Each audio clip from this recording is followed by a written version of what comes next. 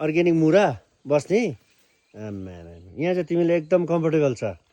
यसमै बसेर खाना खाँदा पनि हुने रहेछ टेबल राख्दा पनि हुने रहेछ सबै हुने रहेछ है बोक्नुपर्छ ल हौ टेबल चाहिँ कस्तो खाले हुन्छ बक्स खाले कहाँ लाउनु पर्ने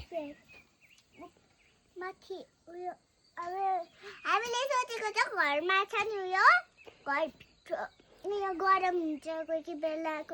गरम हुँदैन समर लाग्यो भने चाहिँ हामी फ्यान लाउने भनेर सोचिरहेको छ हो गाइस समर त अब लाग्यो मोटामोटी लागिसक्यो नि अब समर लाग्यो कोही बेला लाग्दैन नि त समर प्राय लाग्ने बेलामा चाहिँ लाउनुपर्छ फ्यान गाइस तपाईहरु पनि लाउनुस् है गरम हुने जग्गामा चाहिँ जहिले तपाईहरु चाहिँ फ्यान लाउनुस् है त्यही हो हाम्रो मेन कुरा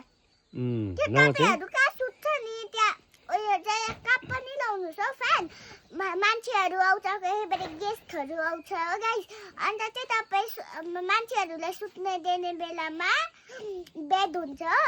छेसमा सुताउँछ कोही माथि सुताउँछ कोही कहाँ सुताउँछ हो गाइस अन्त चाहिँ गाइस त्यहाँ सबैमा चाहिँ फ्यान लगाइदिनुस् है गाइस पुरा गरम हुन्छ गेस्टहरुलाई बाइ बाइ मैले सही कुरा गरे भन्नुस् है कमेन्टमा बाइ बाइ